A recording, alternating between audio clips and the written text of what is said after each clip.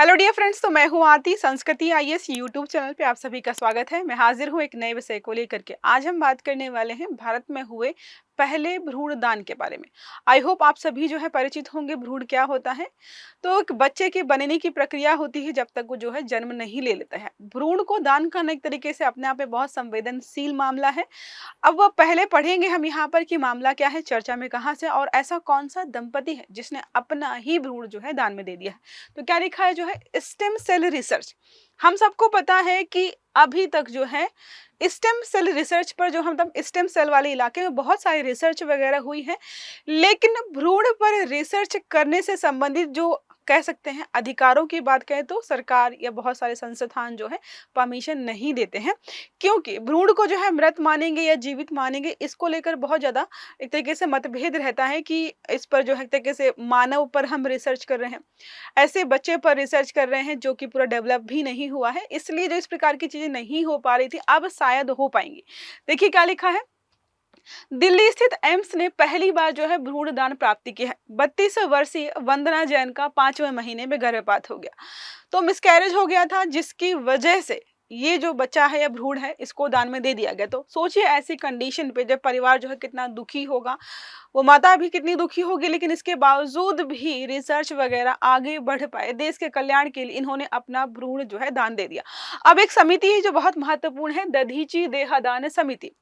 ये जो समिति है वो जो है ऑर्गन ट्रांसप्लांट्स को या जो दान वगैरह करने के लिए जो ऑर्गन्स वगैरह होते हैं उन पे लगातार जो है जागरूकता फैलाने का और काम करने का जो है लगातार काम कर रहा है। तो क्या लिखा है, इसकी मध्यस्थता के बावजूद या इसके मध्यस्थता के कारण ही यह हुआ है। यह ना केवल पहला या मतलब हम बात करते हैं तो इससे सिर्फ जो है चिकित्सा अनुसंधान को नया आयाम तो देगा ही देगा, बल्कि समाज में मानवता और विज्ञान के लिए त्याग की मिसाल भी बनेगा। हम सबको पता है ऐसी सिचुएशंस में माताएं जो है बहुत ज़्यादा इमोशनली सेंसिटिव हो जाती हैं, बहुत ब्रेकडाउन होता है, लेकिन ऐसे समय पे इस महिला ने इस प्रकार का डिसीजन लिया है कि चलो ठीक है मिसकैरेज हो गया है लेकिन आप इस पर रिसर्च कर सकते हो। अब उस भ्रूण को वैज्ञानिक जो भी शोध करता है वो काटेंगे पीटेंगे, रिसर्च जो भी करना चाहेंगे वो करेंगे। आगे हम बढ़ाएंगे टॉपिक को, हम पहले बात कर लेते हैं हिंदी दिवस का एक स्पेशल ऑफर चल रहा है, 10 से 15 सितंबर के बीच चलने वाला है। इतना इस डिस्काउंट तो हम आपको बहुत समय से दे रहे हैं, 50 से 70% तक का, लेकिन क्योंकि हिंदी दिवस है तो 10% एक्स्ट्रा आपको हर बैच पर डिस्काउंट मिलेगा। देखिए यहाँ पे लिखा हुआ है यूपीपीएससी और यूपीएससी के जितने भी फाउंडेशन कोर्स है प्री प्लस मेंस का, ये आफ्टर डिस्काउंट जो पहले बैच आपका 1 लाख का था वो मिल जाएगा 27,000 में। दूसरा हमारा है यूपीपीएससी का foundation course pre plus mains का, सी सेट और जीएस दोनों है, यह है आपको 22,000 का मिल जाएगा। और आखिरी बैच हमारा है यूपीपीएससी टारगेट प्रीलिम्स बैच, आपका एग्जाम होने वाला है, ये 13,500 रुपए मिल जाएगा। कंप्लीट कोर्स है ये आपका। नंबर है 9555124124 या फिर आप विजिट कर सकते हो sanskritIAS.com की वेबसाइट पर। वापस आते हैं हमारे टॉपिक और मुख्य बिंदुओं के बारे में बात करते हैं। तो ये आप चाहो तो देख लीजिएगा कितने बजे बात हुई, कितने बजे क्या सारी जो है प्रक्रिया का पालन किया गया और शाम को जो है पहला भ्रूण कितने बजे दान दिया गया था, ये मैंने लिख दिया है ताकि आपको पता रहे। ये सारा जो है प्रोसेस है भ्रूण का विकास कब और कैसे होता है, डे 1 डे 2 डे 3 से लेकर के लगभग जो है आपका डे 23 तक बनाया हुआ है। अब हम बात कर लेते हैं कि ये जो दिया गया है भ्रूण इससे आखिरकार होगा क्या, किस प्रकार की चीजें समझने में जो है मदद मिलेगी। पहली बात तो है मानव अंगों का विकास। हमें पता है जब बच्चा डिलीवर हो जाता है उसके बाद फिर भी रिसर्च वगैरह करना किसी बच्चे पर जो है पॉसिबल तो है नहीं, तो वैज्ञानिक समझेंगे कि बच्चे का विकास धीरे धीरे कौन सा अंग कब बनता है। जन्म लेने के बाद भी बहुत सारी चीजें हैं शरीर में डेली या नियमित तौर पर बनती है, वो तो हमें पता है, लेकिन चीजें और भी है जो है यहाँ पर हम ऐड ऑन कर सकते हैं। देखिए लिखा है भ्रूण अध्ययन से समझ आता है कि कौन से अंग जन्म के समय अधूरे रहते हैं और कैसे धीरे धीरे विकसित होते, ये सारा जो है वहां पर समझ लेंगे। नर्वस सिस्टम वगैरह जो है कैसे बनता है। देखो जब बच्चा पैदा होता है तो उसका दिमागी विकास, शारीरिक विकास और भी चीजें हैं जो कि पूरी तरीके से नहीं हुई होती हैं, वो धीरे धीरे जो है कोशिकाओं के विभाजन के माध्यम से होता है, वो प्रोसेस हमें पता है। अब एजिंग रिसर्च को भी हम देखेंगे तो भ्रूण अध्ययन से यहाँ पर ये पता चलेगा कि कौन से टिश्यूज हैं जो कि ग्रोथ का काम करते हैं। देखो लिखा है यहाँ पर ग्रोथ बनाना, बुढ़ापे में टिश्यू डैमेज कैसे क्या होता है जिसकी वजह से लोग बूढ़े हो जाते हैं, वो सब रिसर्च कर पाएंगे।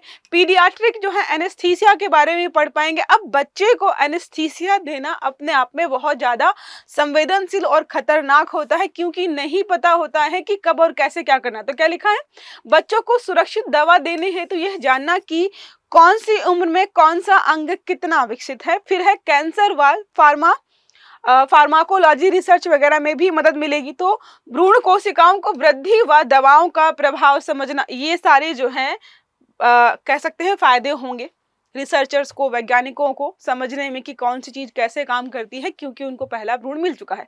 अब मानवता का पहलू यहाँ पर देखते हैं। हमने वैज्ञानिक पहलू तो देख लिया कि ठीक है इस क्षेत्र में रिसर्च करेंगे, बहुत सारे फायदे हैं, लेकिन पहली बात तो यह है व्यक्तिगत दुख को विज्ञान और समाज के योगदान में बदलना। दूसरा है जैन परिवार का निर्णय भावनात्मक कठिनाई के बावजूद जो है अनूठी मिसाल बन सकता है। दधीची समिति जो है ये अंगदान, नेत्रदान और देहदान की परंपरा को जो है लगातार बढ़ा रही है आगे, और पहला भ्रूणदान भी इसने करा दिया है। अब हम बात करते हैं नए पहलुओं की। तो भारत में भ्रूणदान की यह पहली घटना है, याद रखना है आपको। नवजात चिकित्सा, जेनेटिक्स और विकास विज्ञान को नई यहाँ पर जो है दिशा मिलेगी। एथिक्स बनाम साइंस को लेकर बात करते हैं। बहुत सारे हमारे संगठन ऐसे हैं जो कि भ्रूण को बहुत जो है या इस प्रकार की चीजों को बहुत सेंसिटिव मानते हैं। तो लिखा भी यहाँ पर जो है भ्रूण के उपयोग की सीमा पर बहस हो सकती है। कैसे? मेडिकल शिक्षा में कैडेटेड ब्लैब्स के पूरक के रूप में उपयोग करेंगे। साथ में जो है धार्मिक व सांस्कृतिक दृष्टिकोण में नई चर्चा की शुरुआत हो सकती है कि क्या कोई व्यक्ति अपना भ्रूण दान दे सकता है कि नहीं। जैन समुदाय में और भी चीजें बहुत सेंसिटिव हो जाती हैं जिस समुदाय ने इस प्रकार का दान दिया है। अब हम बात करते हैं वैज्ञानिक व अकादमिक परिप्रेक्ष्य के बारे में।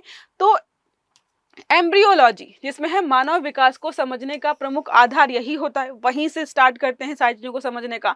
स्टेम सेल थेरेपी बहुत इंपॉर्टेंट होती है, बहुत स्टार्टिंग की स्टेज की सेल्स होती हैं जो कि बहुत सारी बीमारियों का इलाज करने में जो है आपका मदद करते हैं। जैसे अल्जाइमर हो गया, पार्किंसंस हो गया, स्पाइनल कॉर्ड इंजरी हो गया, जैसी बीमारियों के इलाज की जो संभावना है वो यहाँ पर और भी बढ़ जाएगी। अब सब तो ठीक है, लेकिन कुछ कानूनी और नैतिक पहलू भी यहाँ पर है जो हमें देखने पड़ेंगे इस टॉपिक से संबंधित। पहला है भारत में ह्यूमन ऑर्गन ट्रांसप्लांटेशन एक्ट जो 1994 का है, वो अंगदान को तो नियंत्रित करता है, लेकिन यहाँ पर कहीं भी भ्रूणदान को लेकर कोई स्पष्ट प्रावधान ही नहीं है, क्योंकि जब ये बनाया गया होगा तब किसी ने सोचा ही नहीं होगा कि कोई कल को भ्रूणदान भी करे। ठीक है, इसके साथ हम बात करते हैं एथिकल डिबेट बहुत महत्वपूर्ण है। यहाँ पर कुछ हो ना हो इसको लेकर बहुत विवाद हो सकता है। भ्रूण को जीवित इकाई माना जाए या नहीं। अब यहाँ पर प्रश्न ये है कि जो भ्रूण दे दिया गया है उसको हम जीवित इकाई माने कि मृत इकाई। अब ग्लोबल प्रैक्टिसेस के बारे में बात करते हैं तो अमेरिका और ब्रिटेन में 14 दिन 14 डे रूल यहाँ पर लागू होता है कि 14 दिन से बड़े भ्रूण का प्रयोग जो है प्रतिबंधित है। अब हमने जो प्रक्रिया देखी थी लगभग वो 23 दिनों की थी, और हमने जो अभी ये मामला देखा इसमें जो है 5 महीने का मिसकैरेज हुआ। तो इनके पास जो भ्रूण है वो 5 महीने का है, और अमेरिका में और ब्रिटेन में नियम क्या है, 14 दिन से बड़ा भ्रूण नहीं होना चाहिए। भारत में भी ऐसी नीति की आवश्यकता है ताकि इसका नैतिक दुरुपयोग कल को ना हो पाए। अब पता चले कि जो है रिसर्चर्स है, साइंटिस्ट को रिसर्च करनी है, भ्रूण चाहिए, तो जबरदस्ती या जानबूझ करके किसी महिला का जो है बोल दे क्या है मिसकैरेज हो गया है, बच्चा नहीं बचा, और उसको जो है जीवित निकालने किसी भी माध्यम से रिसर्च करेंगे। ये सारी चीजें ना हो, इसलिए जो है यहाँ पर नियमों कानूनों को बनाने की आवश्यकता है। सामाजिक और सांस्कृतिक संदर्भ भी इससे जुड़े हुए हैं। भारतीय समाज में भ्रूण और गर्भपात को लेकर धार्मिक मान्यताएं बहुत सारी हैं। जैन परिवार का जो कदम है वो थोड़ा सा प्रतिभाशील या प्रगतिशील दृष्टिकोण को दिखाता है कि बहुत अच्छा माइंडसेट है। समाज में अंगदान और देहदान की मानसिकता को विस्तार।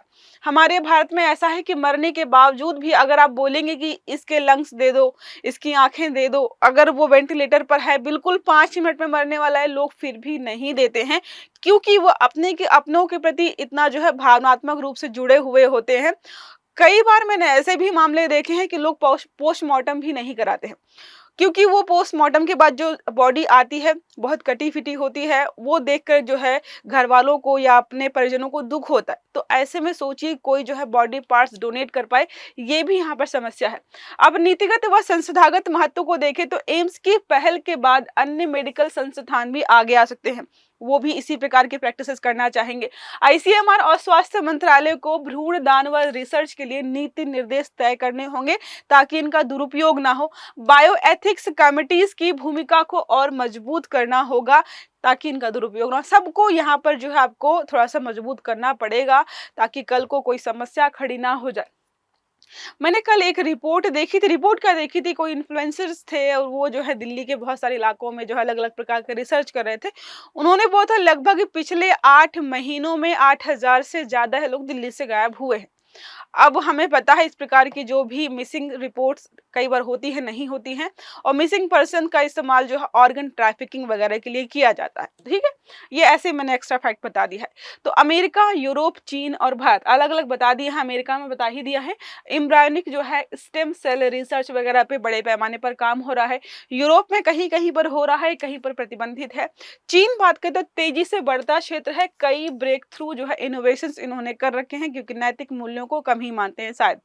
भारत जो है अभी हमारे यहाँ पर कोई स्पष्ट नियम कानून नहीं है, जब ये हो जाएंगे तो शायद हमारे यहाँ पर भी इसके इस क्षेत्र में जो है रिसर्च वगैरह शुरू हो जाएगी। अब एक प्रश्न हमारे इसी आर्टिकल से संबंधित है, प्रश्न पूछ रहा है भ्रूण अध्ययन का वैज्ञानिक महत्व किससे संबंधित है? पहला है मानव अंगों के विकास की प्रक्रिया को समझने से, दूसरा है उम्र संबंधी बीमारियों के अध्ययन से, तीसरा है बच्चों में एनेस्थीसिया डोज तय करने से, चौथा है भूवैज्ञानिक संरचनाओं के अध्ययन से। अब सही आंसर जो है आपको कमेंट बॉक्स में जो है मार्क करना है। आई होप ये आर्टिकल आपको समझ में आया होगा। अगर टॉपिक अच्छा लगा है तो लाइक करना है, चैनल को सब्सक्राइब करना है, बेल आइकन दबाना है ताकि इस प्रकार के जितने भी आर्टिकल्स हैं वो सारे आपको समय पर मिलते रहें। तो अच्छे से पढ़िएगा। Have a good day. Thank you.